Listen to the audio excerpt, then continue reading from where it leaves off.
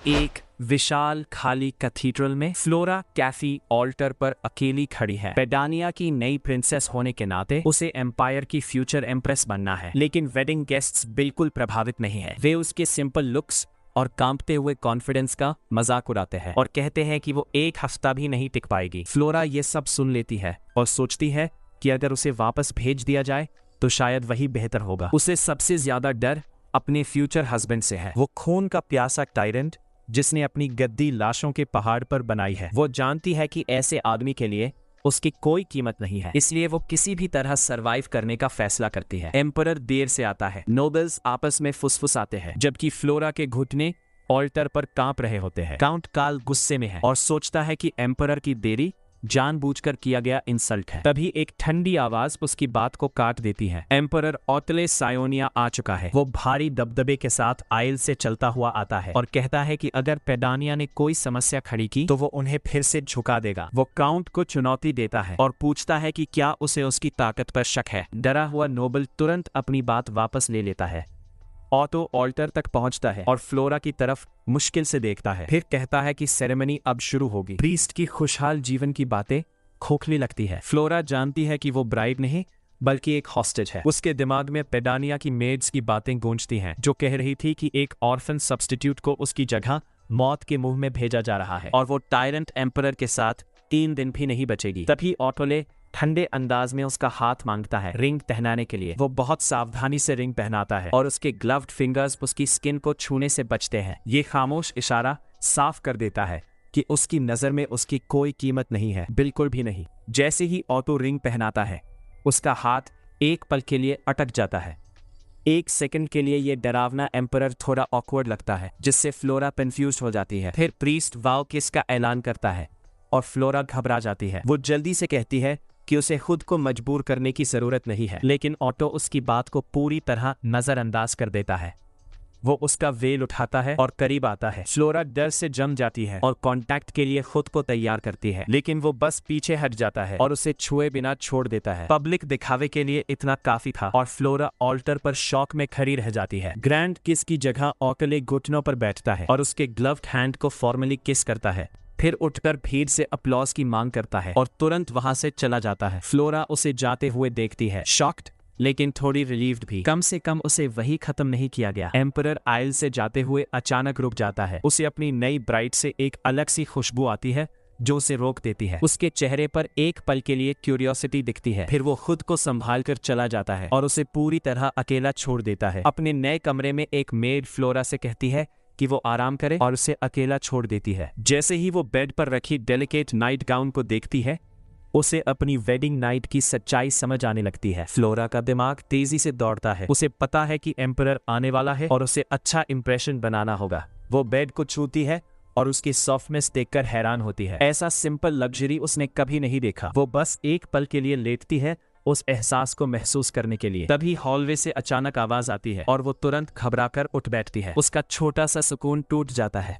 1 घंटा बीत जाता है। अब नाइट के लिए तैयार फ्लोरा मान लेती है कि एम्परर नहीं आएगा। इससे उसे थोड़ी राहत मिलती है, लेकिन साथ ही गहरी अनिश्चितता भी। उसे एक सुंदर बॉक्स दिखता है। वो उसे खोलती है और उसमें एक डेलिकेट हैंडकरचीफ मिलता है। वह सोचती है कि क्या उसे ये गिफ्ट देना चाहिए। उसका दिमाग फिर वेडिंग डे पर जाता है, जब उसने क्वीन माँ से अपने डर का इजहार किया था और कहा था कि ये शादी उसे मौत की सजा जैसी लग रही है। क्वीन ने सख्ती से उसे याद दिलाया था कि उनके किंगडम की सर्वाइवल इस शादी पर टिकी है और उसे नई एम्प्रेस बनकर सिर ऊंचा रखना होगा। क्वीन माँ की बात याद करके फ्लोरा ऑटले को ढूंढने का फैसला करती है।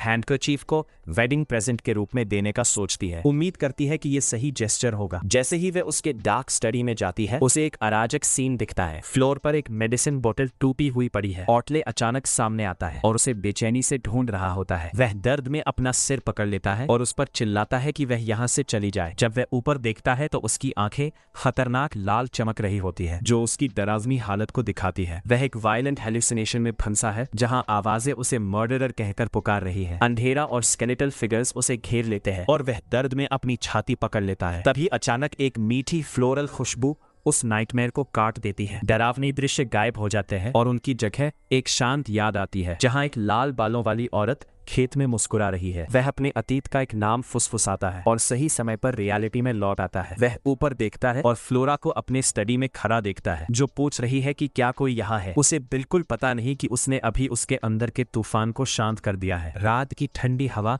फ्लोरा के कमरे में आ रही होती है। जब वह खिड़की के पास खड़ी होती है, अचानक अंधेरे से दो हाथ उसे पीछे से पकड़ लेते हैं और वह डर कर चिल्ला उठती है। वह ऑटले था। वह अपना चेहरा उसके बालों में छिपाता है और उसकी खुशबू से तुरंत सुकून महसूस करता है। पूरी तरह स्टन्ड फ्लोरा पूछती है कि उसे कौन पकड़ रहा है, लेकिन जवाब देने के बजाय ऑटले उसे घुमाकर अपनी तरफ करता है। उसकी आंखें डर से फैल जाती है जब मैं एम्परर को पहचानती है, जो उसे गहरी और अनजानी नजर से देख रहा है। डर से जमी हुई फ्लोरा समझ जाती है कि उसे एम्परर ने पकड़ा है। उसका हाथ उसके मुंह पर कस जाता है और उसकी पकड़ की मजबूत हो जाती है। उसके दिमाग में सिर्फ एक ही ख्याल दौड़ता है कि वह उसे मारने वाला है। डर इतना ज्यादा होता है कि उसकी नजर धुंधली होने लगती है। जैसे ही वह बेहोश होती है, ऑटले उसे पकड़ लेता है। वह अपनी बाहों में बेहोश लड़की को देखता है और उसकी आंखों में पहचान की हल्की सी झलक आती है। ये पेडेनिया का प्रिंसेस थी। बिना एक पल गवाए वह उसे अपनी बाहों में उठाकर अंदर ले जाता है। ऑटो बेहोश फ्लोरा को बेड पर लिटाता है और उसकी आंखों में हल्की उलझन झलकती है। वह सोचता है कि उसने उसे पिया कैसे समझ लिया।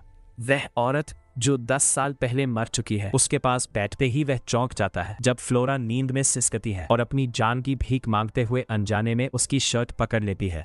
वह सोचता है कि अगर वह उससे इतनी डरी हुई है तो फिर उसके पास आई ही क्यों। लेकिन तभी उसे फिर से उसकी खुशबू महसूस होती है, वही अजीब और खींचने वाली खुशबू जो शादी के समय भी थी और जो उसे एक अनजाना सुकून देती है। ऑटले उसके पास बैठा खुद को उसकी तरफ झुकता हुआ पाता है, जैसे वह उसकी खुशबू से खींच रहा हो।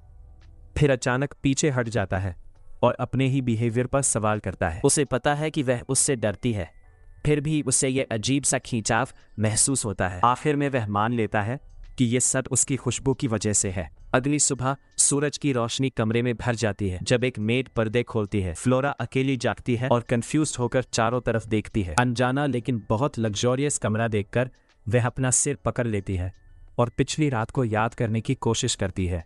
उसे याद आता है कि वह एम्परर के रूम में गई थी, लेकिन उसके बाद सब धुंधला है। वह सोचती है कि शायद यह सब एक बुरा सपना था, लेकिन तुरंत उसे एम्परर के ठंडे हाथ अपनी गर्दन पर याद आते हैं और वह उस ख्याल को हटा देती है। अगर वह सच था तो वह अभी जिंदा कैसे है। इसी उलझन में एक मेड वीची उसे ग्रीट करती है। फ्लोरा को पता चलता है कि एम्परर खुद उसे उठाकर कमरे में लाया था। वीची पूरे सीन को रोमांटिक और जेंटल बताकर एक्साइटेड हो जाती है। फ्लोरा हैरान रह जाती है। उसके लिए वो डरावना पल था, लेकिन किसी और के लिए वो फेरी टेल जैसा था। वो शर्म और घबराहट में कंबल के अंदर छुप जाती है। मतलब वो सपना नहीं था, एम्परर सच में उसे उठाकर लाया था। दूसरी तरफ ऑटले अपने स्टडी में अपने फिजिशियन सीसिल ब्रिटनी से ट्रीटमेंट ले रहा है। एम्परर एक शानदार नीले ज्वेल्स का सेट दिखाता है। सीसिल सोचता है कि यह लेडी एवेलिन के लिए है, लेकिन ऑटले साफ करता है कि यह एम्प्रेस के लिए है और कहता है कि जेम्स उसकी आंखों से परफेक्टली मैच करते हैं। तैयार होते वक्त वो सीसिल को 2 ऑर्डर्स देता है। पहला गिफ्ट फ्लोरा तक पहुंचाना और दूसरा ये पता लगाना कि वो कौन सा इंसेंस या परफ्यूम इस्तेमाल करती है। उधर वीची उसके बाल बना रही होती है और फ्लोरा अभी भी पिछली रात को लेकर शर्मिंदा और खोई हुई है। जब वो आईने में खुद को देखती है तो खुद को पहचान नहीं पाती। वीची उसकी हैरानी को नापसंद समझ लेती है और हेयर स्टाइल बदलने की बात करती है। फ्लोरा तुरंत उसे रोककर उसकी तारीफ करती है और कहती है कि उसने बहुत अच्छा काम किया है। खुश होकर वीची उसके हाथ पकड़ लेती है और वादा करती है कि वो हमेशा उसकी खूबसूरती को निखारेगी। उसकी ये सच्ची दयालुता फ्लोरा के दिल पर भारी पड़ती है, क्योंकि वो असली प्रिंसेस नहीं है। वो सोचती है कि सच पता चलने पर वीची कितना दुखी होगी और उसकी मुस्कान उदासी में बदल जाती है। वीची सच्चे दिल से उसकी दोस्त बनने की बात करती है और उसकी खुशी चाहती है। उसकी बातों से भावुक होकर फ्लोरा बता देती है कि वो एम्परर को देखकर डर के मारे बेहोश हो गई थी और सोचती है कि वो उससे नफरत करता होगा। वीची समझ जाती है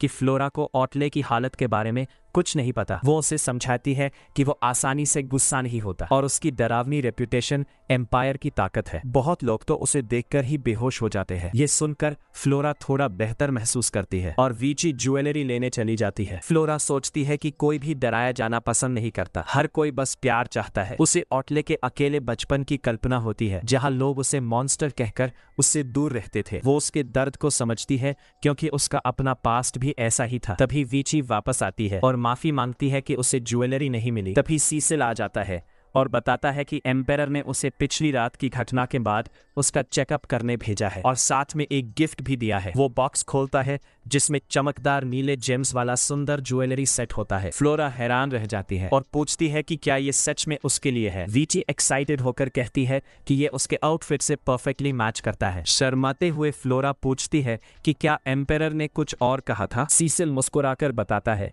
कि उसने कहा था कि इसे ये पसंद आएगा क्योंकि इसका रंग उसकी आंखों जैसा है। ये सुनकर फ्लोरा को बहुत राहत मिलती है कि वो उससे नाराज नहीं है। सीसिल जाते वक्त लेडी एवेलिन उसे रोकती है और पूछती है कि वो एम्प्रेस के कमरे में क्या कर रहा था। सीसिल शांति से कहता है कि ये बस रूटीन चेकअप था। वो संतुष्ट होकर चली जाती है। बाद में सीसिल ऑटले को रिपोर्ट देता है और बताता है कि फ्लोरा किसी भी तरह का परफ्यूम या इंसेंस इस्तेमाल नहीं करती। तब उन्हें एहसास होता है कि उसकी वो सुकून देने वाली खुशबू पूरी तरह नेचुरल है। ये सुनकर ऑटले चौंक जाता है और उसे अपनी पिछली मुलाकात याद आती है। सीसिल आगे बताता है कि फ्लोरा उससे मिलने की रिक्वेस्ट कर रही है। ऑटले को शक होता है क्योंकि वो पिछली रात डर से बेहोश हो गई थी। फिर सीसिल बताता है कि वो गिफ्ट वापस करना चाहती है। वो उसे सावधान रहने को कहता है क्योंकि वो दुश्मन देश की प्रिंसेस है और खतरा हो सकती है। लेकिन ऑटले इस बात से बिल्कुल नहीं डरता। उसके होठों पर हल्की मुस्कान आती है और वो सोचता है कि अगर वो कुछ करने की कोशिश करेगा तो ये और इंटरेस्टिंग होगा। वो कॉन्फिडेंटली कहता है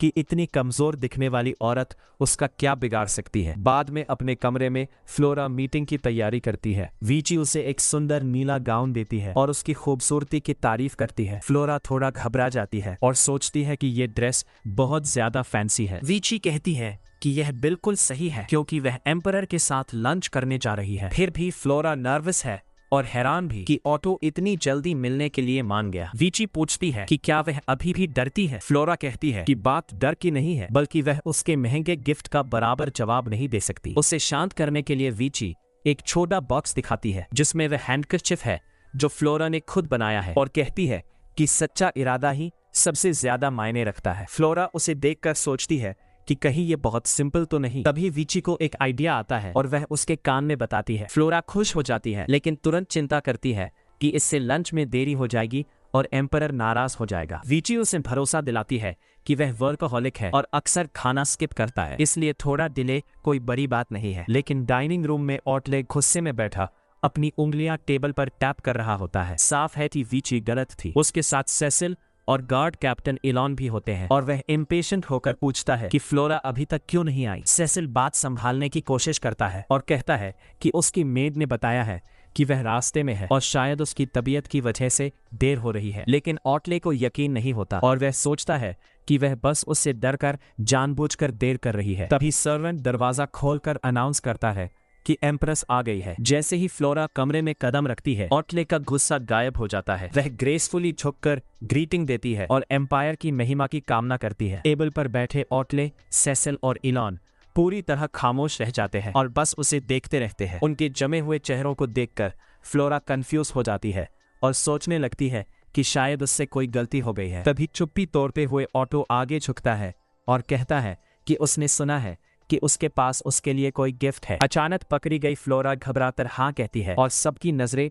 उस पर टिक जाती है जिससे उसका चेहरा लाल हो जाता है। भारी सन्नाटा उसे और बेचैन कर देता है और वह वहीं जमी रह जाती है। तभी ऑटले चिढ़कर सांस छोड़ता है और सीधे कहता है कि गिफ्ट उसे दे। दिल तेजी से धड़ते हुए फ्लोरा धीरे धीरे कमरे के पार चलने लगती है। हर नजर उस पर टिकी होती है, खासकर गार्ड कैप्टन की, जो शक भरी नजर से उसे देख रहा होता है और उसका हाथ तलवार पर रखा होता है। साफ था कि यह फ्रेंडली लंच नहीं होने वाला। ऑटो का चेहरा और सख्त हो जाता है और वह पूछता है कि वह क्या लाई है। डर के मारे फ्लोरा ठीक से बोल भी नहीं पाती। वह जल्दी से अपना गिफ्ट आगे बढ़ाती है, छोटे से फूलों का बुके जो उसने गार्डन से तोड़े थे और अपने हाथ से सिले हुए हैंडकरचिफ में लपेटे थे। वह घबराकर बताती है कि वह इसे पिछली रात देना चाहती थी लेकिन हालात बिगड़ गए। वह मानती है कि यह बहुत सिंपल गिफ्ट है क्योंकि अचानक शादी की वजह से उसे कुछ और तैयार करने का समय नहीं मिला। ऑटले बस चुपचाप उस छोटे से गिफ्ट को देखता रहता है। जैसे जैसे सन्नाटा बढ़ता है फ्लोरा के दिल में थोड़ी उम्मीद जागती है। उसने उसे नुकसान नहीं पहुंचाया तो शायद वे साथ रह सकते हैं। वह धीरे से पूछती है कि क्या वह उसका गिफ्ट एक्सेप्ट करेगा। ऑटले उसे स्वीकार कर लेता रहे जबकि उसका सहायक थका हुआ सा देख रहा होता है। वह फूलों को देखता है और कहता है कि उसे पता ही नहीं चला कि गार्डन में फूलों का मौसम आ गया है। फ्लोरा उत्साह से उनकी खूबसूरती की तारीफ करती है लेकिन ऑटले बस कहता है कि उसे देखने का समय नहीं मिला। उसका चेहरा कुछ भी जाहिर नहीं करता, जिससे फ्लोरा समझ नहीं पाती कि वह क्या सोच रहा है। फ्लोरा बताती है कि उसकी मेड ने कहा था कि नॉर्डवेन में स्प्रिंग बहुत छोटा होता है क्योंकि वह नॉर्दर्न कंट्री है। हिम्मत जुटाकर वह पूछती है कि क्या वह कभी उसके साथ फूल देखने चलना चाहेगा। ऑटले की आंखें हल्की सी फैल जाती हैं और एक पल के लिए उसे एक लाल बालों वाली औरत की याद आती है जो ऐसा ही बुके पकड़े थी। जैसे ही वह याद गायब होती है, उसका चेहरा फिर से भावहीन हो जाता है और उसका हाथ बगल में कस जाता है। बाद में एक शांत डिनर के दौरान फ्लोरा को लगता है कि उसने ऑटले के चेहरे पर हल्की मुस्कान देखी है, लेकिन वो है इसे अपनी कल्पना मानकर नजरअंदाज कर देती है। ऑटले चुप्पी तोड़ता है और उसके दिए बुके को पकड़े हुए कहता है कि उसके देश में तो साल भर फूल होते हैं, तो शायद वो उनसे ऊब गई होगी। जवाब देने से पहले ही वो सीधे उसकी तरफ देखता है और पूछता है कि फिर भी क्या वो उसके साथ फूल देखने जाना चाहेगी। खुश होकर फ्लोरा तुरंत हाँ कह देती है और कहती है कि जब भी वो फ्री हो वो चल सकती है। ऑटले के होठों पर हल्की मुस्कान आती है और वो कहता है कि जब उसे समय मिलेगा तो वे साथ जाएंगे। फ्लोरा हैरान रह जाती है और एक पल के लिए सोचती है कि क्या वो अभी हंसा था, लेकिन फिर खुद ही उस ख्याल को असंभव मान लेती है। बाद में उसका ध्यान शानदार खाने की तरफ जाता है जब इंपीरियल हेड शेफ खुद उसे ट्रेडिशनल डिजर्ट पेश करता है और कहता है कि उसे सर्व करना उसके लिए सम्मान की बात है। सुंदर फ्रूट टार्ट देखकर फ्लोरा उसे धन्यवाद देती है और एक छोटा सा बाइट लेती है। उसका चेहरा खुशी से चमक उठता है और वो कहती है कि ये बहुत स्वादिष्ट है, जिससे शेफ और स्टाफ खुश हो जाते हैं। सामने बैठे ऑटले उसे देखता रहता है और वाइन पीता है। उसे याद आता है कि अगर उसने फूलों की जगह कोई वेपन निकाला होता तो गार्ड्स उसे वही खत्म कर देते, लेकिन अब वो खुशी से बात कर रही है। वो समझ नहीं पाता कि वो बहादुर है या खतरे से अनजान। फ्लोरा को एहसास होता है कि वो खाने में इतनी खो गई कि बात करना भूल गई। तभी शेफ आखिरी डिश लेकर आता है, एक ट्रेडिशनल जेली जिसे बनाने में उसे महीनों लगे। जैसे ही फ्लोरा उसे खाती है, उसे क्वीन मिला की याद आ जाती है और उसकी आंखों में आंसू आ जाते हैं। ये देखकर शेफ घबरा जाता है और समझ नहीं पाता कि क्या हुआ। ऑटले बस चुपचाप देखता रहता है। शेफ माफी मांगता है और सोचता है कि शायद फॉरेन टेस्ट की वजह से उसे अच्छा नहीं लगा। फ्लोरा जल्दी से उसे समझाती है कि ऐसा नहीं है, बल्कि ये इतना स्वादिष्ट है कि उसे भावुक कर गया। शेफ खुशी से भर जाता है। ऑटले अब भी चुपचाप देख रहा होता है। फ्लोरा सोचती है कि उससे बात करे, लेकिन फिर चुप रहने का फैसला करती है। तभी सेसिल आगे बढ़ता है और कहता है कि वो बीच में बोल रहा है, लेकिन पूछता है कि ऑटले पहले क्या कहना चाहता था। फ्लोरा हैरान होती है और समझती है कि वो उसकी मदद कर रहा है। उसे याद आता है कि वो उसे बालकनी ले जाना चाहती थी। सेसिल कहता है कि एम्परर फ्री है और उन्हें गार्डन में चलना चाहिए। ऑटले धीरे से ड्रिंक पीकर मान जाता है और ग्लास रखकर पूरा ध्यान फ्लोरा पर देता है। वो अपना हाथ आगे बढ़ाता है और फॉर्मली पूछता है कि क्या वो उसके साथ चलेगी। फ्लोरा हैरान होकर ब्लश करती है और थोड़ी देर बाद उसका हाथ पकड़ लेती है और कहती है कि उसे खुशी होगी। उसी गार्डन में लेडी एवेलिन अपनी मेड के साथ खड़ी होती है और गॉसिप सुन रही होती है। उसके चेहरे पर चालाक मुस्कान आती है। जब फ्लोरा और ऑटले गार्डन में चलते हैं तो फ्लोरा हैरान होती है कि वो सच में फूल देखने आया है, लेकिन जल्द ही वो परेशान हो जाती है क्योंकि वो बहुत तेज चलता है और उसके पैर दर्द करने लगते हैं। उसके दिमाग में अतीत की आवाज गूंजती है जो कहती है कि दर्द सहना सीखो। वो दांत भींचकर चलती रहती है। तभी ऑटले अचानक रुक जाता है और उसकी तरफ मुड़ता है। फ्लोरा जल्दी से उसके साथ चलने की कोशिश करती है, लेकिन उसके पैर बहुत दुख रहे होते हैं। फिर भी वो कुछ नहीं कहती। ऑटले उसकी हालत देखता है और वो मुस्कुराकर माफी मांगती है और कहती है कि वो धीरे है। वो कुछ देर उसे देखता है और फिर बस रुक जाता है। फिर अचानक वो अपनी चाल धीमी कर देता है और उसके साथ चलने लगता है। ये देखकर फ्लोरा हैरान हो जाती है और उसके दिल में गर्म एहसास आता है कि उसने उसकी परेशानी समझी। शायद वो उतना कठोर नहीं है जितना लोग कहते हैं।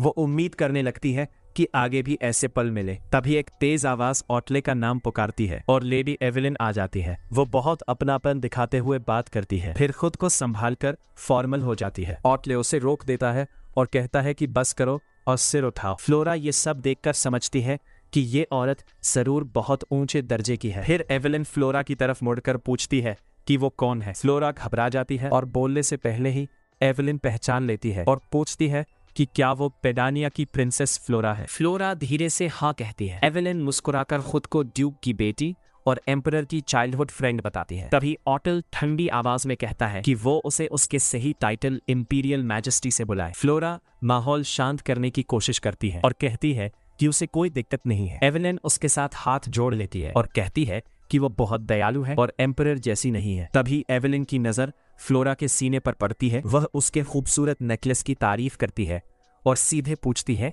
कि क्या ये उसे उसी ने दिया है। घबराई हुई फ्लोरा अपना हाथ पेंडेंट तक ले जाती है। एवेलिन मुस्कुराती है और कहती है कि ये देखकर अच्छा लगा कि ऑटल उसके साथ अच्छा बर्ताव कर रहा है, क्योंकि वो हमेशा उसके साथ ठंडा रहा है। तभी दूर से एम्परर की गुस्से भरी आवाज आती है और वह पूछता है कि वो कब तक ऐसी बेकार बातें करती रहेगी। साफ था कि उसका पेशेंस खत्म हो चुका है। एवेलिन फ्लोरा की तरफ आंख मारती है और धीरे से कहती है कि एम्परर फिर से गुस्से में है। फ्लोरा उनके झगड़े को करीबियत समझ लेती है और सोचती है कि काश वह भी एक दिन उससे ऐसे खुलकर बात कर सके। लेकिन एवेलिन रुकती नहीं और पूछती है कि जब वो हमेशा उसके इनविटेशन को इग्नोर करता था तो आज अचानक घूमने क्यों आया है। वो उस पर जानबूझकर कोल्ड होने का आरोप लगाती है। ये सुनकर ओटले का गुस्सा बढ़ जाता है और वो उसे एक शब्द भी और ना बोलने की चेतावनी देकर जोर से धक्का दे देता है। एवेलिन पीछे लड़खड़ा जाती है और कहती है कि वो तो बस मजाक कर रही थी। फिर तुरंत बात बदलकर पॉलिटिक्स पर आ जाती है। उधर अपने कमरे में फ्लोरा की मेड विची उसकी ड्रेस बदलने में मदद कर रही होती है। तभी उसे उसके कपड़े पर हल्का सा लाल दाग दिखता है। वो घबरा जाती है और पूछती है कि क्या एम्प्रेस को चोट लगी है। फ्लोरा शांत होकर कहती है कि वो ठीक है, लेकिन विची खून देखकर मानने को तैयार नहीं होती। फ्लोरा बताती है कि ये बस जूते की वजह से हुआ छोटा सा छाला है। ये सुनकर विची की आंखों में आंसू आ जाते हैं। फ्लोरा पूछती है क्या हुआ, तो वो माफी मांगने लगती है और दुखी होती है कि इसकी एम्प्रेस को थोड़ा सा भी दर्द सहना पड़ा। फ्लोरा उसे समझाने की कोशिश करती है कि इसमें उसकी कोई गलती नहीं है, क्योंकि उसने खुद वो जूते चुने थे। लेकिन विची मानती नहीं और मदद लाने भाग जाती है। फ्लोरा हैरान रह जाती है कि वो उसकी इतनी परवाह करती है। तभी इंपीरियल फिजिशियन सेसिल जल्दी से आता है और पूछता है कि क्या वो घायल है। फ्लोरा इसे छोटा सा छाला बताती है, लेकिन सेसिल इसे गंभीरता से लेता है। वो उसके सामने घुटनों पर बैठकर पूछता है कि क्या वो उसका पैर देख सकता है और अपने काम बिहेवियर से स्थिति संभाल लेता है। वो ध्यान से उसका पैर देखता है और कहता है कि सूजन ज्यादा है, क्योंकि पुरानी चोट पूरी तरह ठीक होने से पहले ही फिर से लग गई। वो बताता है कि अब उसे दवा लगानी होगी। फ्लोरा घबराकर मान जाती है। वह पहले से चेतावनी देता है कि जलन होगी और जैसे ही दवा लगती है वो हल्का सा दर्द महसूस करती है। उसे उसकी केयरफुल केयर अच्छी लगती है, लेकिन उसके दिमाग में एक और ख्याल आता है और वो मन ही मन माफी मांगती है। सेसिल का चेहरा गंभीर हो जाता है और वह पूछता है कि उसने दर्द के बारे में बताया क्यों नहीं। फ्लोरा नजरें चुराकर कहती है कि उसे लगा ये कोई बड़ी बात नहीं है। सेसिल खुद को दोष देता है और माफी मांगता है कि उसने उसे एम्परर के साथ चलने का सुझाव दिया। फ्लोरा तुरंत कहती है कि इसमें उसकी गलती नहीं है। फिर दोनों के बीच अजीब सी चुप्पी छा जाती है जब वह उसका इलाज खत्म करता है। उधर ऑटल अपने डेस्क पर बैठा होता है, लेकिन उसका ध्यान नहीं लग रहा, क्योंकि फ्लोरा की चोट की खबर उसे परेशान कर रही होती है। अपने ऑफिस में वह सेसिल की रिपोर्ट सुनता है। सेसिल बताता है कि फ्लोरा की चोट गंभीर है और उसमें इन्फेक्शन के लक्षण है, इसलिए उसे आराम की जरूरत है। गुस्से में ऑटल अपनी पेन मेज पर पटक देता है और सोचता है कि उसने दर्द छुपाया क्यों। सेसिल कहता है कि उसने कुछ नहीं बताया। फ्लोरा का शांत चेहरा याद करके ऑटल और बेचैन हो जाता है और समझ नहीं पाता कि उसने उस पर भरोसा क्यों नहीं किया। 5 दिन बाद फ्लोरा खिड़की के पास बैठी आराम कर रही होती है। उसके पैरों पर भारी बैंडेज बंधा होता है। वह सोचती है कि सेसिल ने शायद ज्यादा बढ़ा चढ़ाकर कहा था। उसका ध्यान ऑटल की तरफ जाता है और वह सोचती है कि वह इन 5 दिनों में क्या कर रहा होगा। वह कल्पना करती है कि वो एवेलिन के साथ गार्डन में होगा और सोचती है कि शायद वह उसे जल्दी भूल जाएगा। यह सोचकर उसे दुख होता है, लेकिन वह अपने असली एहसास नहीं छुपा पाती। वह उसे फिर से देखना चाहती है। उसी समय ऑटले तेजी से उसके कमरे की तरफ बढ़ रहा होता है। पैलेस की मेड्स उसे देखकर फुसफुसाती है कि वह फिर ऑफिस जा रहा है और सोचती है कि वह फिर से सोए बिना काम करेगा, क्योंकि वह कई दिनों से खराब मूड में है। वे तय करती है कि उसके सामने बहुत सावधान रहेंगी। ऑफिस में पहुंचकर वह कोट उतारकर चेयर पर बैठ जाता है और तुरंत सीसेल से पूछता है कि एम्प्रेस कैसी है। सीसेल कहता है कि फ्लोरा अपने कमरे में आराम कर रही है। ऑटले तुरंत पूछता है कि इलाज जारी है या नहीं। सीसेल उसकी चिंता समझकर कहता है कि उसे खुद जाकर मिल लेना चाहिए। ऑटले गुस्से में कहता है कि वह उसके लिए परेशान नहीं है, लेकिन अंदर ही अंदर वह चिढ़ा हुआ है कि फ्लोरा के दर्द छुपाने से वह खुद बुरा दिख रहा है। फिर भी वह गला साफ करता है और मान जाता है लेकिन दिखाता है कि वह सिर्फ सीसिल के कहने पर जा रहा है। उधर फ्लोरा खिड़की के पास बैठी सोच में खोई होती है। विची उसे उदास देखकर उसके कंधे पर शॉल डालती है और पूछती है कि क्या वह दुखी है। फ्लोरा धीरे से हाँ कहती है। उसे खुश करने के लिए विची मजाक में कहती है कि वह उसे पीठ पर बैठाकर बाहर घुमाने ले जाएगी। फ्लोरा हंसकर पूछती है कि क्या वह उसे उठा भी पाएगी। विची कॉन्फिडेंस से कहती है कि वह जितनी दिखती है उससे ज्यादा स्ट्रांग है। उसकी सच्चाई देखकर फ्लोरा मुस्कुरा देती है और माना नहीं करती, लेकिन जैसे ही फ्लोरा उसकी पीठ पर चढ़ती है विची का बैलेंस बिगड़ जाता है। उसके पैर कांपने लगते हैं और दोनों गिर जाते हैं। तभी दरवाजा खुलता है और ओटले अपने गार्ड के साथ अंदर आता है और दोनों को जमीन पर गिरा हुआ देख रुक जाता है। विची घबराकर माफी मांगने लगती है और ऊपर देखती है तो एम्परर को सामने खड़ा पाती है। ओटले ठंडी आवाज में पूछता है कि वे क्या कर रही थी। फ्लोरा ऊपर देखती है और उसे देखकर चौंक जाती है। वह मेड को इग्नोर करके फ्लोरा का हाथ पकड़ता है और पूछता है कि वह कब तक जमीन पर बैठी रहेगी। जैसे ही वह उसे करीब खींचता है उसकी जानी पहचानी खुशबू उसे शांत कर देती है। बिना कुछ कहे वह उसे आसानी से अपनी बाहों में उठा लेता है और गार्ड और मेड को बाहर जाने का आदेश देता है। सब शॉक्ड रह जाते हैं। वह फ्लोरा को लेकर हॉलवे से गुजरते हुए एक कमरे में जाता है और उसे बेड पर लेटाता है। उसका दिल तेजी से धड़क रहा होता है। इससे पहले कि वह कुछ समझे वह उसके ऊपर झुकता है और उसकी लाल आंखें उसे घूर रही होती है। वह कहता है कि उसके दिमाग में कुछ बात है जो उसे परेशान कर रही है। फ्लोरा उसकी नजरों में फंसी रह जाती है और सोचती है कि वह क्या कहना चाहता है। ऑटो उसे दबाकर रखता है और कहता है कि अगर उसने सच नहीं बताया तो उसकी जान खतरे में है। फ्लोरा डर जाती है और सोचती है कि उसे उसकी असली पहचान पता चल गई। तभी ओटले को महसूस होता है कि उसकी वह सुकून देने वाली खुशबू गायब है। वह इसे नजरअंदाज करता है और उसका चेहरा पकड़कर उसे उसकी डरावनी रेपुटेशन याद दिलाता है। वह पूछता है कि क्या डर की वजह से वह चुप रही, जिससे फ्लोरा कुछ समझा नहीं पाती, लेकिन असली बात कुछ और थी। वह कहता है कि उसे उसके पैर की चोट के बारे में पता है और पूछता है कि उसने दर्द में पूरा गार्डन क्यों चला बिना कुछ बोले। उसकी आवाज तेज हो जाती है और वह पूछता है कि क्या उसने उसे भी बाकी लोगों की तरह एक खतरनाक किलर समझा, इसलिए छुपाया। फ्लोरा माना करने की कोशिश करती है लेकिन बोल नहीं पाती। उसके दिमाग में बचपन की याद आती है जहां उसे सिखाया गया था कि दर्द, भूख या बीमारी दिखाना दूसरों के लिए परेशानी बनना है, इसलिए सब कुछ चुपचाप सहना ही सही है। तब से चुपचाप सहना ही उसकी जिंदगी का तरीका बन गया था। वर्तमान में लौटकर फ्लोरा की आंखों से आंसू बहने लगते हैं और वो आखिरकार सच बताती है कि वो किसी को परेशानी नहीं देना चाहती थी। उसकी सच्ची कमजोरी देखकर ओटले पूरी तरह चौंक जाता है। उसका गुस्सा खत्म हो जाता है और वो धीरे से उसके गाल से आंसू पोंछता है। रोते हुए फ्लोरा सच बताती है कि उसने दर्द इसलिए नहीं छुपाया क्योंकि उसे उस पर भरोसा नहीं था, बल्कि इसलिए सहा क्योंकि वो उसके साथ फूल देखने का इंतजार कर रही थी। वो मानती है कि वो बस उसके साथ थोड़ा और समय बिताना चाहती थी। उसकी बात सुनकर ओटले पूरी तरह हैरान रह जाता है और धीरे से पूछता है कि क्या वो सच में उसके साथ रहना चाहती है। थोड़ी हिम्मत जुटाकर फ्लोरा कहती है कि वे पति पत्नी है। उसकी यह सीधी बात सुनकर एम्परर का संतुलन टूट जाता है और वो शर्म से लाल होकर चुप हो जाता है। इसके बाद कमरे में भारी सन्नाटा छा जाता है।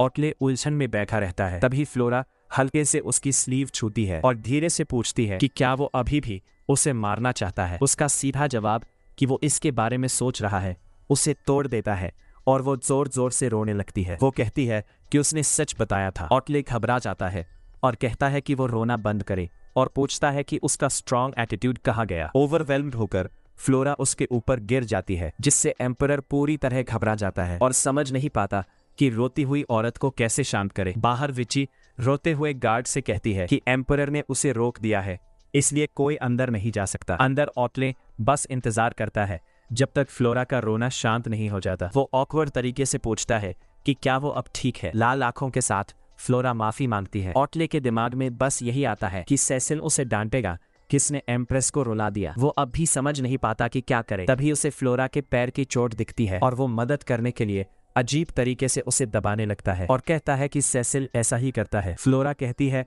कि उसे दर्द हो रहा है, जिससे वो घबरा जाता है। इस अजीब स्थिति पर फ्लोरा हंस पड़ती है और वो शर्मिंदा हो जाता है। वो तुरंत रुक जाता है और याद करता है कि सेसिल ने बस दवा लगाने को कहा था। आखिर में ऑटले गंभीर होकर वादा करता है कि वो उसे नहीं मारेगा, लेकिन बदले में वो सेसिल को उसके इस बेकार इलाज के बारे में नहीं बताएगी। ऑटले देखता है कि फ्लोरा सेसिल पर बहुत भरोसा करती है। जब वो पूछती है कि वो डॉक्टर से इतना क्यों डरता है, तो वो घबरा कर कहता है कि उसने कभी उससे उसके स्किल्स के बारे में नहीं पूछा। फिर वो उसके करीब आता है, जिससे वो चौंक जाती है। वो पीछे हटती है, लेकिन उसका घायल पैर जवाब दे देता है और तो तुरंत उसे पकड़ लेता है और गिरने से बचा लेता है। वो उसे मजबूती से पकड़कर सावधान रहने को कहता है। उसकी बाहों में पकड़ी फ्लोरा शर्म से चुप हो जाती है। ऑटले खुद को समझाने की कोशिश करता है और कहता है कि अगर वो फिर गिर जाती तो क्या होता। उसके सीने से लगी फ्लोरा उसके दिल की धड़कन महसूस करती है और उसे एहसास होता है कि उसकी खास खुशबू फिर से लौट आई है और पहले से ज्यादा मजबूत है। उसकी खुशबू से ऑटले खुद को रोक नहीं पाता और उसे और कसकर पकड़ लेता है। वो उसके बालों में चेहरा छिपाकर गहरी सांस लेता है और तुरंत सुकून महसूस करता है। पूरी चांदनी रात में वो खुद को उस पल में खो देता है, लेकिन तुरंत होश में आकर खुद पर चिढ़ जाता है और हल्का पीछे हटता है। उसके गले तक लालिमा आ जाती है और वो कहता है कि वे दोनों अलग हैं। फ्लोरा उसकी बात से कंफ्यूज हो जाती है। उसकी अजीब बातों से परेशान होकर फ्लोरा अचानक ढीली पड़ जाती है और उसकी बाहों में ही सो जाती है। एम्परर हैरान रह जाता है कि कोई ऐसे समय पर कैसे सो सकता है। वो सोचता है कि शायद वो उसे एक आदमी के रूप में देखती ही नहीं। उसे बेड पर लेटाने के बाद वो सोचता है कि शायद उसकी बेपरवाही बेवकूफ़ी नहीं बल्कि भरोसे की निशानी है, और यह सोचकर वो खुद ही शर्मा जाता है। दूसरी तरफ एक ऑफिशियल जल्दी जल्दी महल में दौड़ता हुआ आता है, जिसे एम्परर ने बुलाया था। Imperial household official Michel Lawrence घबराकर उसके कमरे में आता है और उसे तलवार साफ करते हुए पाता है। वह डरते हुए पूछता है कि इतनी रात में उसे क्यों बुलाया गया। बिना कुछ कहे ऑटले तलवार निकालता है, जिसकी आवाज से वह चौंक जाता है। फिर वह बैठकर कहता है कि उसे कुछ पूछना है, जिससे ऑफिशियल और घबरा जाता है। वह पूछता है कि क्या काम है। ऑटले गंभीर होकर पूछता है कि क्या नोबल औरतों को जूते से छाले पड़ते हैं। यह सुनकर वह हैरान रह जाता है कि उसे रात में फैशन की बात के लिए बुलाया गया है।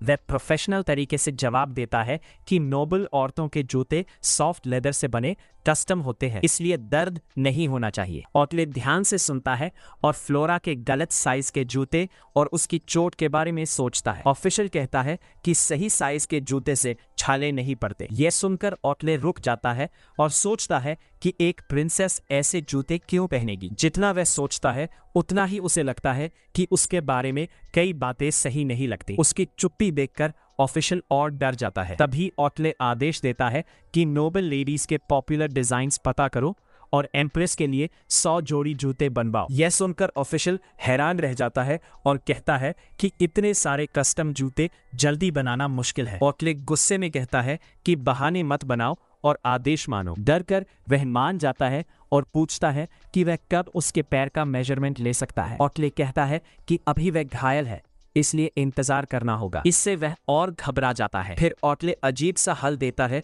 और अपना हाथ आगे बढ़ाकर कहता है कि इसका साइज लगभग उसके पैर जितना है। वह अपनी उंगलियों से उसके टखने की पतली चौड़ाई भी दिखाता है और हल्की शर्म के साथ कहता है कि उसके पैर बहुत पतले हैं। ऑफिशियल वही खड़ा रह गया। एम्पेरर की इतनी सटीक जानकारी देखकर वह पूरी तरह हैरान था। फिर वह खुद को संभालता है और तुरंत क्राफ्ट्समैन को काम शुरू कराने का वादा करता है। जाते जाते वह सोचता है कि एम्पेरर को एम्प्रेस के पैर का साइज इतनी अच्छी तरह कैसे याद है, और वह मान लेता है कि दोनों साथ में काफी करीब समय बिता रहे हैं। यही बात धीरे धीरे पूरे एम्पायर में रूमर बनकर फैल जाती है। रॉयल कपल के बढ़ते लगाव की खबर ड्यूक ग्लास के घर तक पहुंचती है। वहां एक पोर्सिलिन वेज जमीन पर टूट जाता है। मेड एवेलिन को सावधान रहने को कहती है, लेकिन देर हो चुकी होती है। गुस्से और जलन से उसका चेहरा सख्त हो जाता है। वह अपने गुस्से में उस पल को याद करती है जब वह स्टडी में थी और ऑटले का ध्यान पाने के लिए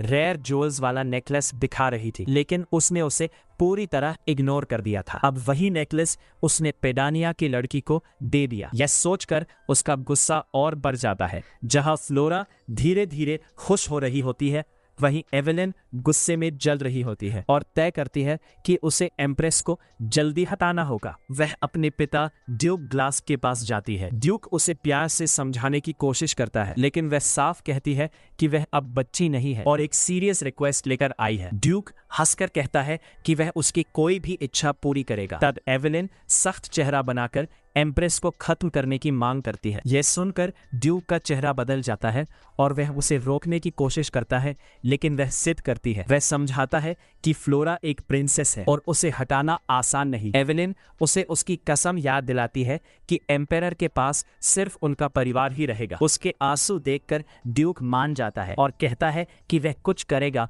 लेकिन उसे अभी शांत रहना होगा। एवेलिन को लगता है कि एम्पेरर सच में फ्लोरा के करीब आ रहा है। ड्यूक कहता है कि वह बस एक ट्रिब्यूट है, लेकिन एवेलिन को यकीन नहीं होता। आखिर ड्यूक उसे गले लगाकर वादा करता है कि वह कुछ करेगा। कुछ दिन बाद सेसिल बताता है कि फ्लोरा पूरी तरह ठीक हो गई है और वह उसे देखने आता है। फ्लोरा मुस्कुराकर उसका स्वागत करती है। वह उसका पैर चेक करता है और कहता है कि अब बैंडेज की जरूरत नहीं है। जैसे ही वह आखिरी पट्टी हटाता है, फ्लोरा खुश हो जाती है। तभी वह दरवाजे पर ओटले को देखती है और चौंक जाती है। वह पूछती है कि वह कब से खड़ा है। ओटले उसके पास आता है और सोचता है कि उसे देखकर उसकी मुस्कान क्यों गायब हो गई। फ्लोरा घबराकर कहती है कि वह बस अचानक आ गया, इसलिए चौंक गई।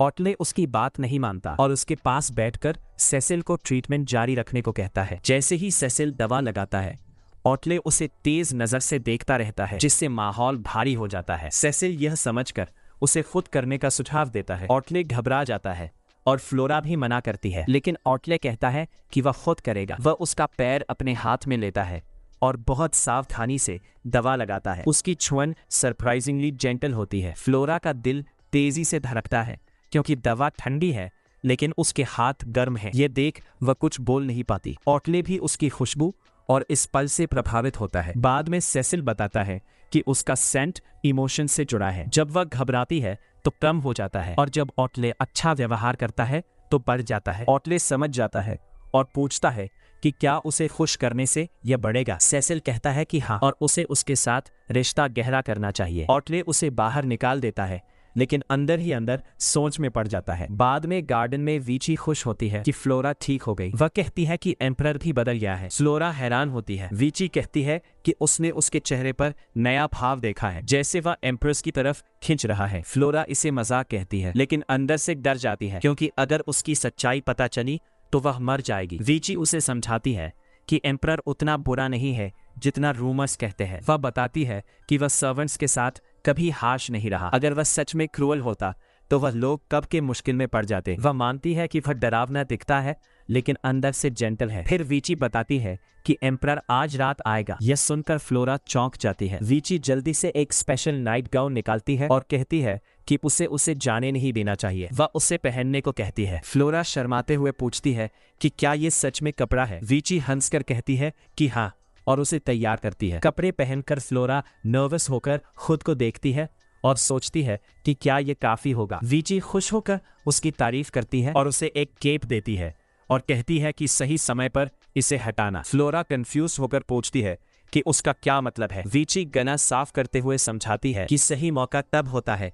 जब वह और एम्परर सबसे ज्यादा करीब हो। यह सुनकर फ्लोरा शर्मा जाती है और समझ जाती है कि उसकी मेड रोमांस में काफी एक्सपर्ट है। तभी वीची अपना सीक्रेट वेपन दिखाती है और एक बुक देती है जिसका नाम लव मैनुअल है। वह एक्साइटेड होकर कहती है कि ये ट्रेंडिंग गाइड है जो एम्परर को उसके प्यार में पागल कर देगा और इसकी सलाह से हर किसी की लव लाइफ सुधर गई है। क्यूरियस फ्लोरा जैसे ही बुक खोलती है, उसका चेहरा शर्म से लाल हो जाता है। वीची उसे एनकरेज करती है कि वह इसमें सीखी बातें यूज करे। तभी दरवाजे के पास कदमों की आवाज आती है और ओटले आ जाता है। वह कमरे में आता है और फ्लोरा उठकर उसे ग्रीट करती है। उसे नाइट गाउन में देखकर वह थोड़ा चौंक जाता है और पूछता है कि क्या उसने उसे इंतजार कराया। फ्लोरा शर्माते हुए कहती है कि नहीं और पूछती है कि वह क्यों आया है। ओटले कहता है कि वह उसे कुछ देना चाहता है। उसके कहने पर मेड्स अंदर आती है और तरह तरह के केक्स और स्वीट्स लेकर आती है, जिससे फ्लोरा हैरान रह जाती है। फिर वह बताता है कि उसने उसके पैरों के छाले देखे थे, इसलिए उसने उसके लिए नए फैशनेबल शूज बनवाए हैं। यह सुनकर फ्लोरा और भी चौंक जाती है और कहती है कि यह बहुत ज्यादा है, लेकिन ओटले कहता है कि एक प्रिंसेस को यही मिलना चाहिए। वह उसे अपने पास बैठा लेता है और खुद उसके पैरों में शूज पहनाता है। शूज पहनकर फ्लोरा खड़ी होती है और उनकी परफेक्ट फिटिंग देखकर हैरान रह जाती है। मटेरियल बहुत सॉफ्ट होता है। वो शर्माते हुए पूछती है कि क्या उसे ये अच्छे लगते हैं। ऑटले हल्की मुस्कान के साथ कहता है कि ये उस पर बिल्कुल परफेक्ट है। उसकी ये छोटी सी काइंडनेस उसे उसके पुराने दर्दनाक पल की याद दिला देती है, जब एक क्रूअल मेड ने उसे खराब शूज देकर थैंकफुल रहने को कहा था। ये सोचकर उसकी आंखों में आंसू आ जाते हैं और वो नए शूज पर गिरते हैं। ऑटले घबरा जाता है और पूछता है कि वो क्यों रो रही है। वो सोचता है कि शायद उसे शूज पसंद नहीं आए या फिट नहीं है। वो उसके कंधे पकड़कर जवाब मांगता है, लेकिन फ्लोरा कुछ नहीं कह पाती और बस माफी मांगती रहती है। उसकी हालत देखकर ऑटले नरम पड़ जाता है और पूछता है कि वो क्या करे जिससे वो ठीक हो जाए। हिम्मत करके फ्लोरा कहती है कि क्या वो उसे पकड़ सकता है। ऑटले एक पल के लिए रुक जाता है और लव मैनुअल की बात याद करता है। फिर वो उसे धीरे से गले लगा लेता है। उसे पकड़ते ही वो महसूस करता है कि उसकी खुशबू पहले से ज्यादा स्ट्रांग हो गई है और उसे सुकून दे रही है। वो खुद से कहता है कि वो सिर्फ उसकी खुशबू समझने की कोशिश कर रहा है, लेकिन सच में वो खुद भी इस पल में खो जाता है। फ्लोरा उसे थैंक यू कहती है और उसे योर मैजेस्टी कहती है। वो उसे रोकता है और कहता है कि वो उसका नाम ले। फ्लोरा धीरे से आउट कहती है और ये सुनकर वो और करीब आ जाता है और उनके होंठ मिलते हैं। ये उनके रिश्ते का बड़ा बदलाव होता है। किस खत्म होने के बाद ऑटले याद करता है कि लव मैनुअल ने क्या कहा था और धीरे से कहता है कि अगर वो चाहे तो वो रुक सकता है, लेकिन फ्लोरा मना कर देती है और कहती है कि वो इस पल को खत्म नहीं करना चाहती। ये समझकर वो उसे धीरे से बेड पर ले जाता है और उनका रिश्ता एक नए स्तर पर पहुंच जाता है। तभी दरवाजे के बाहर से आवाज आती है और मूड टूट जाता है। लेडी एवेलिन मिलने आई होती है। ऑटले परेशान होकर सोचता है कि वो इतनी रात को क्यों आई है। वो फ्लोरा की तरफ देखता है और पूछता है कि क्या वो डर रही है। फिर अचानक खुद को रोक लेता है और माफी मांगकर उसे आराम करने को कहता है। फ्लोरा कंफ्यूज्ड और दुखी हो जाती है और सोचती है कि शायद वो एवेलिन को ही प्यार करता है। ऑटले बाहर जाकर एवेलिन से मिलता है और गुस्से में पूछता है कि वो क्या चाहती है। एवेलिन मजाक में कहती है कि वो बिजी लग रहा है या शायद एम्प्रेस के पास जाना चाहता है। ऑटले उसे सीधे मुद्दे पर आने को कहता है। तब वो सीरियस होकर पूछती है कि क्या उसे अगले महीने का इम्पोर्टेंट इवेंट याद है। ऑटले गुस्से में कहता है कि उसे याद है और बताता है कि वो एलरिक की डेथ एनिवर्सरी है। एवेलिन उसके बारे में बात करती है और पूछती है कि क्या उसे अपना प्रॉमिस याद है कि वो उसकी देखभाल करेगा। ये सुनकर ऑटले गुस्से में आ जाता है और उसे चुप रहने को कहता है। उसकी बात से एवेलिन भी चौंक जाती है। फिर वो कहती है कि क्या उसे अभी भी गिल्ट है। ये बात ऑटले को अंदर तक हिला देती है। वो चुप हो जाता है और उसे गुड नाइट कहकर चला जाता है। एवेलिन मुस्कुराती है क्योंकि उसे पता है कि उसने सही जगह चोट मारी है। उसके जाने के बाद ऑटले का दिमाग फिर से दर्द और बुरी यादों से भर जाता है। आवाजें उसे उसके भाई एलरिक की मौत के लिए दोष देती है। वो खुद को समझाने की कोशिश करता है, लेकिन दर्द बढ़ता जाता है। तभी उसे फ्लोरा की खुशबू महसूस होती है और वो तुरंत उसकी तरफ जाता है। उसके कमरे में पहुंचकर वो उसे सोते हुए देखता है और उसके पास लेट जाता है। वो उसे पकड़कर उसकी खुशबू में सुकून ढूंढता है और धीरे धीरे शांत हो जाता है। अगली सुबह फ्लोरा जागती है और अपने पास ऑटले को देखकर चौंक जाती है। वो सोचती है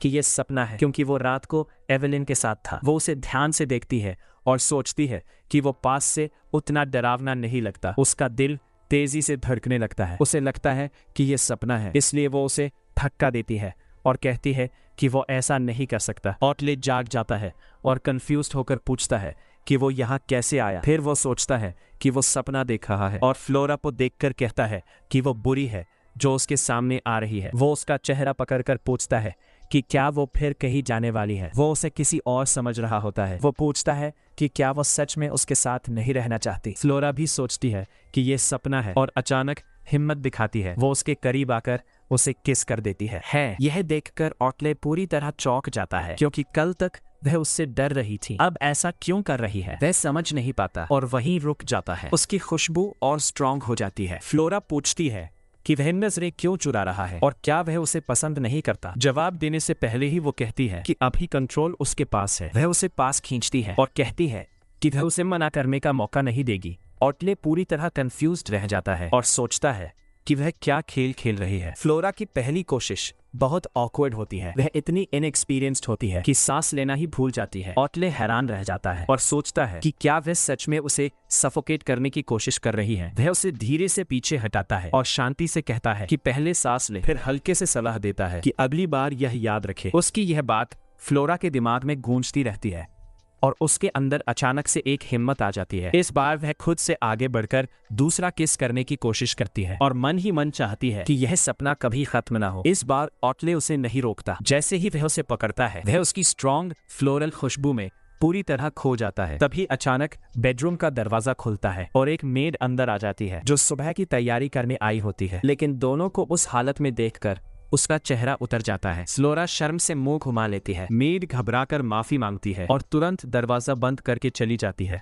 अब अकेले रहकर फ्लोरा को अचानक एहसास होता है कि यह कोई सपना नहीं था। उसकी सारी हरकतें सच में हुई थी। सुबह की रोशनी में यह सच उसे और साफ दिखने लगता है। वह घबराकर सिर झुका लेती है और ऑटले से बार बार माफी मांगने लगती है। ऑटले थोड़ा शर्माता है लेकिन शांत रहकर कहता है कि पति पत्नी के बीच ऐसा होना गलत नहीं है। लेकिन फ्लोरा गिल्ट में डूब जाती है और सोचती है कि उसने खुद को उस पर थोप दिया जबकि वह उसे पसंद नहीं करता। ऑटले उसकी इस सोच से कंफ्यूज हो जाता है और अपने बालों में हाथ फेरते हुए सोचता है कि उसका स्लीपी कॉन्फिडेंस तो उसे क्यूट लगा था। दूसरी तरफ पैलेस गार्डन में कुछ नोबल विमेन एम्प्रेस के बारे में गॉसिप कर रही होती है और कहती है कि फ्लोरा शादी में काफी बोल्ड है। तभी उन्हें सीसिल दिखता है और वह उसे घेर कर सवाल पूछने लगती है। वह मना करता है लेकिन पास खड़ा कोचमैन खुद ही रोमांटिक रूमर्स कंफर्म कर देता है। वही पेडेनिया पैलेस में क्वीन मीला को खबर मिलती है कि फ्लोरा जिंदा है और उसने एम्परर को अपनी तरफ कर लिया है। एक नोबल मैन कहता है कि अब उसे रिवेंज के लिए यूज किया जा सकता है। क्वीन मुस्कुराती है और सोचती है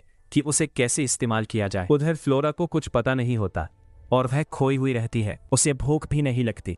उसकी मेड विची गलत समझ लेती है और एक्साइटेड होकर फिजिशियन को बुलाने चली जाती है। फ्लोरा उसे समझाने की कोशिश करती है कि कुछ नहीं हुआ लेकिन विची नहीं मानती और रोमांस मैनुअल देखकर नया प्लान बनाती है कि दोनों के बीच सोल कनेक्शन बनाना होगा और इसके लिए रोमांटिक मेमोरीज बनानी होंगी। अगली सुबह विची उसे राइडिंग ड्रेस पहनाती है और प्लान शुरू होता है। फ्लोरा स्टेबल में ऑटले के पास जाती है और नर्वस होकर उसकी हॉर्स राइडिंग स्किल की तारीफ करती है। ऑटले कहता है कि सिर्फ देखना बोरिंग है और उसे खुद राइडिंग ट्राई करनी चाहिए। वह हॉर्स की रेंज पकड़कर उसे सिखाने लगता है। फ्लोरा डर कर बताती है कि उसे राइडिंग नहीं आती। यह सुनकर ऑटले चौंक जाता है लेकिन वो गलत समझता है कि वह उससे सीखना चाहती है और लेसन शुरू कर देता है। वह खुद हॉर्स पर चढ़कर सही तरीका दिखाता है।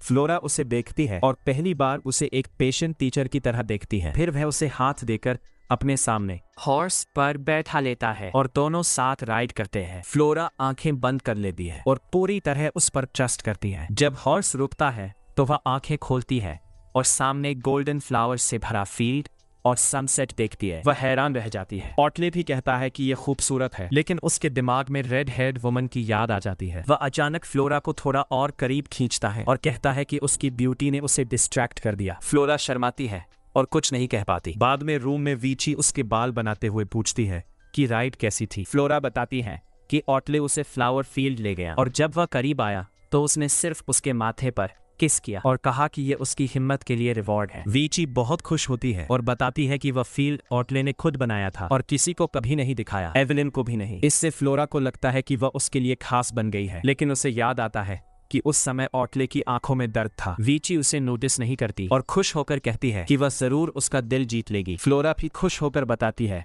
कि ऑटले उसे स्वॉर्ड फाइटिंग सिखाने वाला है लेकिन ये सुनते ही वीची डर जाती है क्योंकि उसे ट्रेनिंग का सच पता होता है। ट्रेनिंग ग्राउंड पर फ्लोरा वुडन स्वॉर्ड लेकर खड़ी होती है लेकिन ऑटले का तरीका बहुत कठोर होता है। वह आसानी से उसे हरा देता है और कहता है कि वह फिर मर गई। फ्लोरा थक जाती है और समझ जाती है कि यह आसान नहीं है लेकिन ऑटले उसे सरप्राइजिंगली पास होने पर कॉम्प्लीमेंट करता है और कहता है कि पहला कदम डर का सामना करना है जो उसने कर लिया। लेकिन फ्लोरा जानती है कि वह ब्रेव नहीं थी बल्कि डर से जमी हुई थी। उसे अपने पास्ट की याद आती है जब उसे फेलियर पर सजा मिलती थी। उसे डर लगता है कि अगर उसने ऑटले को डिसअपॉइंट किया तो वही सब फिर होगा। उसके दिमाग में बचपन की यादें आती है जहां उसकी क्रूअल ट्यूटर उसे बेकार कहती थी और वार्निंग देती थी कि उसकी कमजोरी उसकी सच्चाई खोल देगी। वह उसे पकड़कर डांटती थी कि वह जानबूझकर फेल होती है ताकि क्वीन के सामने शर्मिंदा करे। जब फ्लोरा डरते हुए फिर से डेमोन्स्ट्रेशन मांगती है तो उसकी पुरानी ट्यूटर गुस्से में आ जाती है और उसे बिना रोके प्रैक्टिस करने का आदेश देती है। ये सजा इतनी कठोर होती है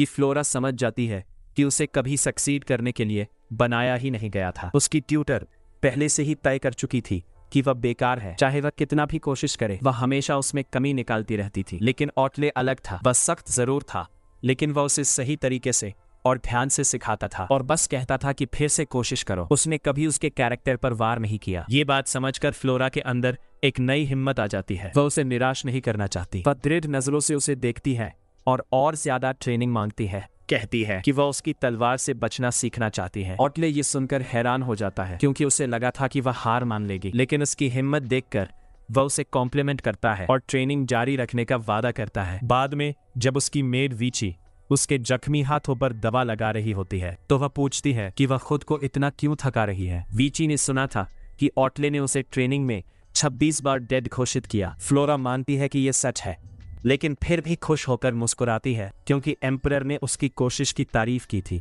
और उसके लिए वही एक पल बहुत मायने रखता है। दूसरी तरफ ऑटले बाथ हाउस में आराम कर रहा होता है। तभी सीसिल उसके पास आता है और चिंता जताता है कि फ्लोरा की मेड पहले ही दवा लेने आई थी और कहता है कि शायद एम्परर उसके साथ ज्यादा सख्त हो रहा है। ऑटले शांति से कहता है कि सीसिल उसे कम समझ रहा है। वह मान चुका है कि फ्लोरा के अंदर असली हिम्मत है और वह हार मानने वालों में से नहीं है। वह उसे किसी खास परिवार की लड़की जैसा बताता है और अपने मन में एक नया फैसला करता है। उधर फ्लोरा ट्रेनिंग से थककर बाथ हाउस आती है ताकि अगले दिन के लिए तैयार हो सके। वह गर्म पानी में उतरती है, लेकिन अचानक एक मजबूत हाथ उसकी कलाई पकड़ लेता है और वह संतुलन खो देती है। अगले ही पल वह ऑटले की छाती से लगी होती है। वह चौंक कर उसकी आंखों में देखती है। वह माफी मांगती है कि वह उसके बाफ में आ गई, लेकिन वह उसे जाने नहीं देता और कहता है कि अब जब वह आ ही गई है तो उसके साथ रहे। फ्लोरा चुप हो जाती है और पहली बार इतने करीब होने पर उसकी नजर उसकी छाती पर पड़े हल्के जख्मों पर जाती है। वह उसकी तरफ खिंच जाती है। ऑटले उसकी नजर देखकर मुस्कुराता है और कहता है कि वह उसके शरीर में दिलचस्पी ले रही है। फ्लोरा शर्म से माफी मांगती है, लेकिन वह कहता है कि उसे खुद को रोकना नहीं चाहिए और इसे उसकी मेहनत का इनाम मान ले। फिर वह उसका हाथ पकड़कर अपनी छाती पर रख देता है। फ्लोरा पूरी तरह हैरान रह जाती है और सोचती है कि क्या सच में वह उसे स्वीकार कर रहा है। तभी ऑटले उसकी शोल्डर पर एक चोट देखता है और पूछता है कि क्या यह ट्रेनिंग से हुआ है। फ्लोरा कहती है कि ये कुछ नहीं है, लेकिन वह उसकी बात नहीं मानता और उस जगह को हल्के से छूता है, फिर झुककर वहां अपने होठ रख देता है। फ्लोरा की सांस रुक जाती है और वह बस उसका नाम धीरे से बोल पाती है। उसका दिल तेजी से धड़कने लगता है और वह इस नजदीकी को संभाल नहीं पाती। वह उससे रुकने को कहती है। ऑटले थोड़ा पीछे हटता है और पूछता है क्या हुआ। फ्लोरा कहती है कि उसे अजीब लग रहा है और उसका सिर घूम रहा है। उसे देखकर ऑटले हल्का सा हंस देता है। फ्लोरा पूछती है कि वह क्यों हंस रहा है। वह कहता है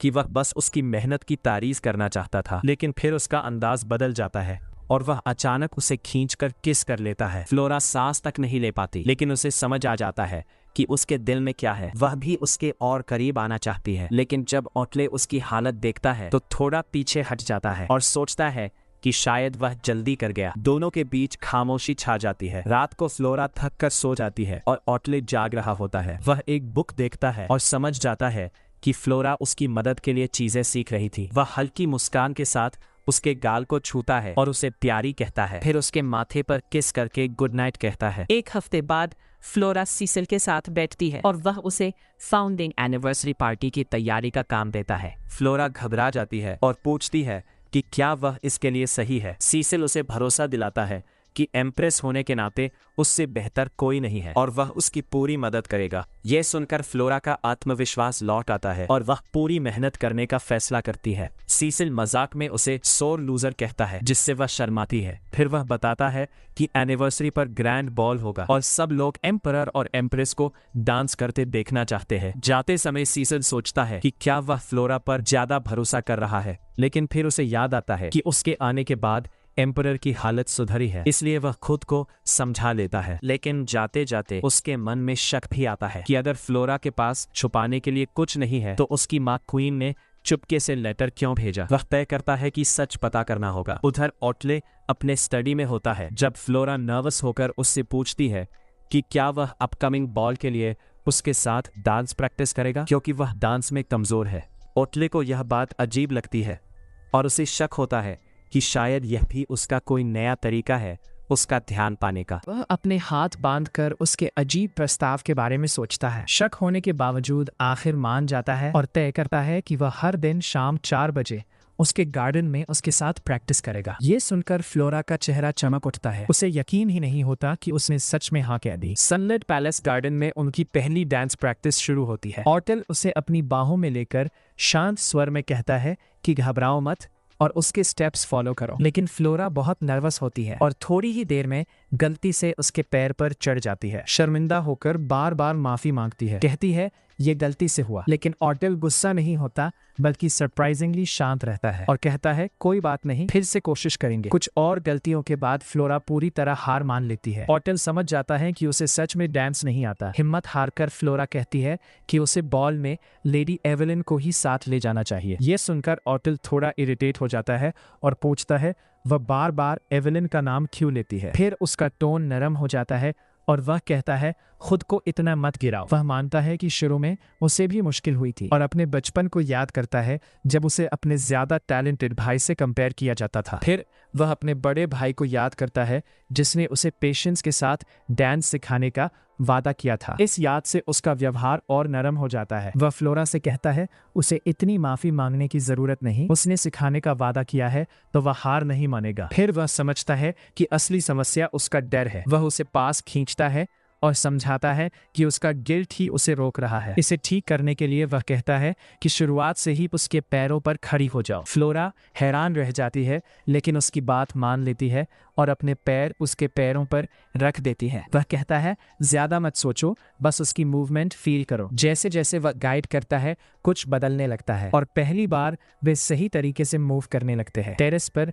स्मूथली ग्लाइड करते हैं। 2 घंटे बाद वे बिना गलती के एक सिंपल सॉन्ग पूरा कर लेते हैं। फ्लोरा खुशी से झूम उठती है और अपनी छोटी जीत सेलिब्रेट करती है। ऑर्टल उसे देखता है और उसके चेहरे की सच्ची खुशी देखकर हल्की मुस्कान देता है। खुशी में फ्लोरा उसे गले लगा लेती है और धन्यवाद देती है। वह थोड़ा ऑकवर्ड होकर कहता है कि उसकी टीचिंग ही इतनी अच्छी है। फिर नरम होकर कहता है कि ये उसकी मेहनत का नतीजा है। पास खड़ी फ्लोरा शर्माते हुए पूछती है क्या इस बार रिवॉर्ड मिलेगा। ऑर्टल का एक्सप्रेशन बदल जाता है। वह उसका हाथ पकड़कर कहता है रिवॉर्ड वही तय करेगी। वह पूछती है सच में। वह स्मार्क करते हुए हाँ कहता है। फ्लोरा थोड़ा सोचती है और कहती है वह जो भी करेगी उस पर गुस्सा नहीं करेगा। वह हल्का सा हंसता है और पूछता है क्या वह इतना गुस्सैल लगता है। फिर फ्लोरा कॉन्फिडेंट होकर उसे बैठने को कहती है। ऑर्टल पूरी तरह चौंक जाता है लेकिन वह इंसिस्ट करती है और कहती है उसकी हाइट उसकी प्लान के लिए प्रॉब्लम है। वह बैठ जाता है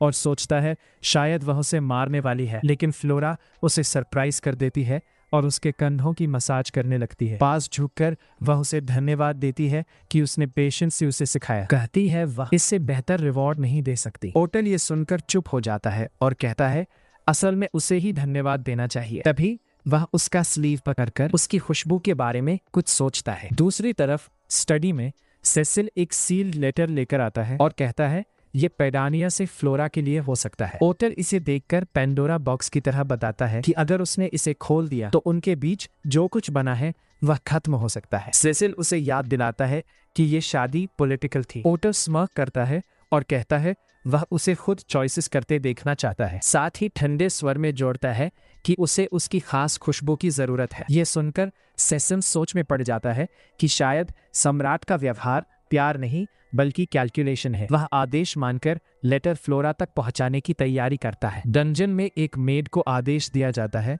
कि वह लेटर फ्लोरा तक पहुंचाए और शक न होने दे। वह घबरा जाती है लेकिन मान जाती है। इधर फ्लोरा प्रैक्टिस कर रही होती है और विची उसे ब्रेक लेने को कहती है। फ्लोरा खुश होकर स्वीट मांगती है और सोचती है ऑर्टल को अपनी प्रोग्रेस से सरप्राइज करेगी। तभी एक अजनबी मेड आती है और उसे एक अजीब सील वाला लेटर देती है। फ्लोरा तुरंत सतर्क हो जाती है। जैसे ही वह लेटर पढ़ती है वह शॉक्ड हो जाती है। ये क्वीन मिला का होता है। शुरुआत मीठी बातों से होती है लेकिन फिर असली आदेश आता है कि ऑर्टल विलेपेन पर कब्जा करना चाहता है और फ्लोरा उसे रोके। फ्लोरा समझ जाती है कि वह कुछ नहीं कर सकती, फिर भी वह क्वीन की बातों और ऑर्टल की असलियत में फर्क देखती है। उनकी शादी शांति के लिए थी और ये सब उसे तोड़ सकता है। वह फैसला करती है कि वह किसी की पॉन नहीं बनेगी और खुद ही इस सिचुएशन को संभालेगी। वह जवाब लिखती है और तय करती है कि ऑर्टल को इसके बारे में नहीं बताएगी। बाद में मेड लेटर ले जाती है और क्यूरियोसिटी में उसे पढ़ लेती है और शॉक रह जाती है कि फ्लोरा ने क्वीन को जवाब दे दिया। अगले दिन वीची उसके बाल बनाते हुए उसे टीज करती है और पूछती है क्या वह सम्राट को मिस कर रही है। फ्लोरा मना करती है लेकिन शर्मा जाती है। वीची नया लेटर दिखाकर मजाक करती है, फिर बताती है उसने उसे पढ़ा और उसे लव स्टोरी समझा। फ्लोरा घबरा कर बताती है वह क्वीन को रिप्लाई था। लिखते समय वह ओटल के बारे में सोचने लगी और लेटर लंबा हो गया। वीची ये सुनकर खुश होती है और कहती है उसे अपने फीलिंग्स सीधे सम्राट को बताने चाहिए। ये बात फ्लोरा को सोच में डाल देती है और वह अपने अकेले बचपन को याद करने लगती है जहां वह हमेशा दूर से दूसरों को देखती रहती थी। जब उसने एक बार हिम्मत जुटाकर बच्चों से साथ खेलने को कहा तब सबने बस उसे घूरा और पूरी तरह नजरअंदाज कर दिया। यह ठुकराया जाना उसके साथ हर जगह बना रहा, यहाँ तक कि खाने के समय भी अगर वो कह देती कि उसे कोई खाना पसंद नहीं है तो उसकी देखभाल करने वाली उसे डांट देती। उसे बचपन से सिखा दिया गया था कि उसकी फीलिंग्स मायने नहीं रखती और चुप रहकर सहना ही बेहतर है। अपने अतीत का बोझ फिर से महसूस करते हुए फ्लोरा ने तय किया कि वो अपने दिल की बात नहीं बताएगी। उसने सोचा कि ओटल इतना व्यस्त है कि उसकी साधारण बातें सुनने का समय नहीं होगा, लेकिन वीची ने यह मानने से इनकार कर दिया। उसने फ्लोरा का हाथ पकड़कर कहा कि उसकी भावनाएं कोई बोझ नहीं बल्कि कीमती यादें हैं। उसने उसे समझाया कि यही मौका है सम्राट का दिल खोलने का। पहली बार फ्लोरा के मन में उम्मीद की एक छोटी सी किरण जगी। उसे लगा शायद ओटल सच में उसकी बात सुने, लेकिन जैसे ही उसने हामी भरी वीची ने कहा कि वह लेटर जोर से पढ़कर प्रैक्टिस करे। यह सुनकर फ्लोरा पूरी तरह घबरा गई। उसका चेहरा शर्म से लाल हो गया। उसने कहा यह बहुत शर्मिंदगी वाली बात है और वो सही से बोल भी नहीं पाएगी। तभी वीची ने तुरंत एक आइडिया दिया कि किसी के साथ प्रैक्टिस करो। तभी इंपीरियल फिजिशियन सेसिल कमरे में आ जाता है। वो आते ही शक करता है कि फ्लोरा उससे क्या जानना चाहती है, लेकिन उससे पहले कि वह कुछ पूछे वीची बेझिझक उससे कहती है कि वह फ्लोरा की प्रैक्टिस में मदद करे। सेसिल यह सुनकर पूरी तरह हैरान रह जाता है। वो पूछता है उसे ही क्यों चुना दिया। फ्लोरा मुस्कुराते हुए कहती है क्योंकि वह सम्राट को अच्छी तरह समझता है और वो उस पर भरोसा करती है। यह सुनकर सेसिल शर्म से थोड़ा लाल हो जाता है और कहता है वह बहुत दयालु है। फ्लोरा कहती है अगर वह नहीं चाहता तो वह जोर नहीं देगी, लेकिन वह तुरंत उसका हाथ पकड़कर मान जाता है और कहता है कि अब से उसे सम्राट समझकर प्रैक्टिस करे। दूसरी ओर ओटल उसे गले लगाकर धीरे से कहता है कि अगर काम न होता तो वह हमेशा उसके साथ रहना चाहता। फ्लोरा शर्माते हुए उसे काम पर जाने को कहती है और बात बदलते हुए पूछती है क्या वह बाद में उसके लिए कुछ मीठा ला सकता है। ओटल मुस्कुराकर हाँ कहता है। हिम्मत करके फ्लोरा कहती है कि वह उसका इंतजार करेगी। वो पास आकर धीरे से कहता है कि वह जो भी लाएगी वह स्वादिष्ट होगा। यह सुनकर फ्लोरा पूरी तरह शर्मा जाती है। फिर वह वर्तमान में लौटकर जल्दी से कुछ साधारण कुकीज बनाती है और उम्मीद करती है कि वह ठीक होंगी। जब वह उसके ऑफिस की तरफ जा रही होती है तो एक और नोबल लेडी आइबेलिन उसे रोकती है। वो मुस्कुराकर उससे बात करती है और अपने हाथ में रखे सुंदर केक्स दिखाती है। वो पूछती है क्या फ्लोरा भी सम्राट से मिलने जा रही है। फिर वह उसके साधारण कुकीज को देखकर मीठे अंदाज में कहती है कि बचपन में ओटल कुकीज खाते समय चौंक हो गया था। यह सुनकर फ्लोरा चौंक जाती है। फिर वह कहती है कि सम्राट उसके केक्स खा सकता है क्योंकि वह उसे बेहतर जानती है। यह सुनकर फ्लोरा उदास हो जाती है और सोचने लगती है कि उनके बीच कितना पुराना रिश्ता होगा। उसे लगता है कि वह कभी उस जगह तक नहीं पहुंच पाएगी। तभी गार्ड आता है और कहता है कि उस सम्राट को सूचना दे देगा, लेकिन लेडी आइबेलिन कहती है उसे जरूरत नहीं। तभी गार्ड बताता है कि आज केवल महारानी को ही अंदर जाने की अनुमति है। यह सुनकर आइबेलिन चौंक जाती है। फ्लोरा उसे अंदर जाने को कहती है लेकिन वह मना कर देती है और चली जाती है, अंदर ही अंदर गुस्से में जलती हुई। अभी के लिए इस वीडियो का एंड यहीं पर करते हैं। तो अगर आपको वीडियो अच्छा लगा हो तो वीडियो को हाइप, लाइक और चैनल को सब्सक्राइब करना मत भूलना।